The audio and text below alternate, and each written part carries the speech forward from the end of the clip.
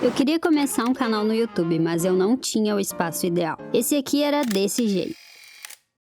Eu sempre quis um cantinho para funcionar como um laboratório de ideias, cheio de identidade para me incentivar bons hábitos e me dar inspiração para criar. Foi quando eu conheci o conteúdo desse cara, dizendo o quanto o ambiente importa. E esse foi o gatilho que eu precisava para começar a construir o meu.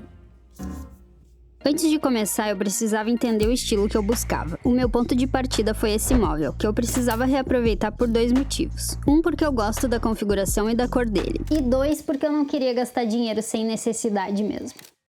Eu não entendo nada de interiores, mas o que eu percebi é que os estilos que eu mais gostava e que combinavam com esse móvel tinham um ar meio rústico, moderno. Então, depois de salvar um monte de imagens de estúdios, eu finalmente tinha minhas referências. E com elas em mente, era hora de colocar a mão na massa.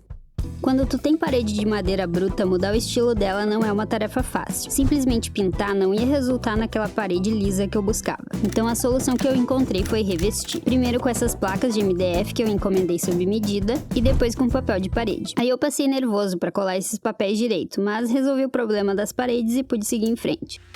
O quartinho tem 4 paredes. Nessa parede fica um guarda-roupa que também é um guarda-tralhas e que não pode sair daqui. Aqui ficava o móvel, mas esse eu precisava mudar de lugar. A janela do quartinho fica na parede oposta, e isso me fazia trabalhar de costas pro dia. Então no novo layout, o móvel tem que ficar nessa parede. Aí é só eu olhar pro lado que posso ver o céu e os pássaros que vêm aqui o tempo todo.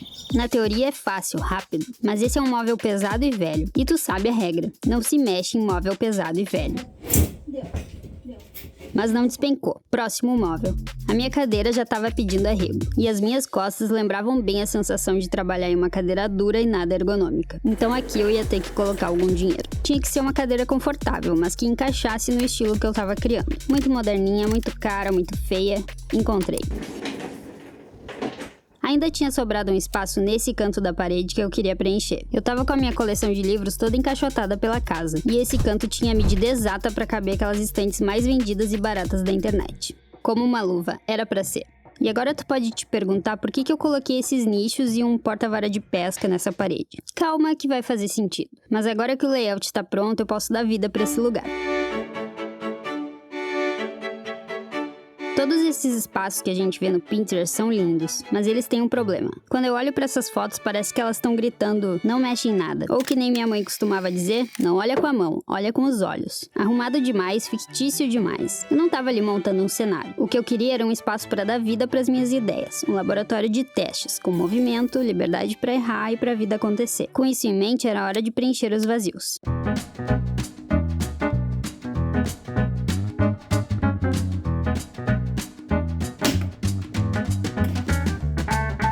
Mas tem uma coisa que eu ainda não revelei nesse vídeo. A verdade é que esse estúdio de criação não é só pra mim. Esse aí é o Vini, meu marido. E enquanto eu ainda sou uma novata no YouTube que não sabe direito o que tá fazendo, o Vini sabe. E o negócio dele é a pesca. O que inclui varas, carretilhas, linhas e outras tralhas.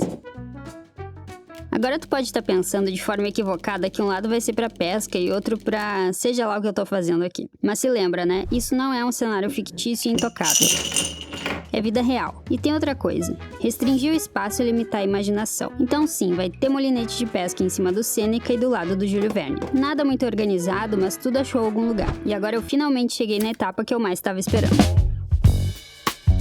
As coisas úteis estão aí, mas é das inúteis que eu mais gosto. À primeira vista, nenhuma delas serve pra nada, só pra estar ali. Mas a função dessas pequenas coisas inúteis é a mais importante de todas. Elas me lembram de quem eu sou, dos lugares onde eu fui, das pessoas que eu amo, das coisas que eu gosto, de como tudo começou e do caminho que eu tô trilhando. Então agora que eu preenchi os espaços com detalhes que fazem sentido pra mim e pra mais ninguém, eu queria adicionar uma coisa que quase todo mundo gosta.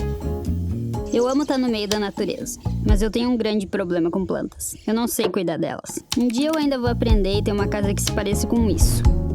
Mas não vai ser agora. Até porque agora eu tô focada em aprender isso aqui. Mas eu ainda cria plantas no meu estúdio. E depois de muito pesquisar, eu descobri que existem essas réplicas mais ou menos realistas à venda na internet. Bom o suficiente.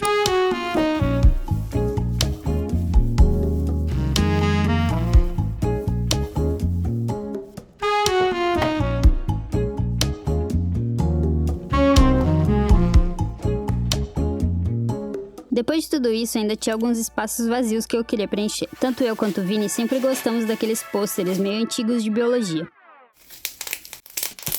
para combinar com a temática da pesca, escolhemos esses dois.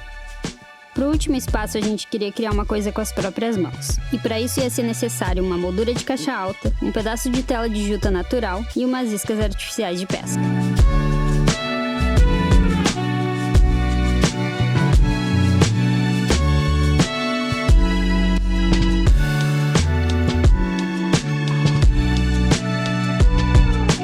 Então agora eu tinha o espaço, mas ainda precisava criar atmosfera.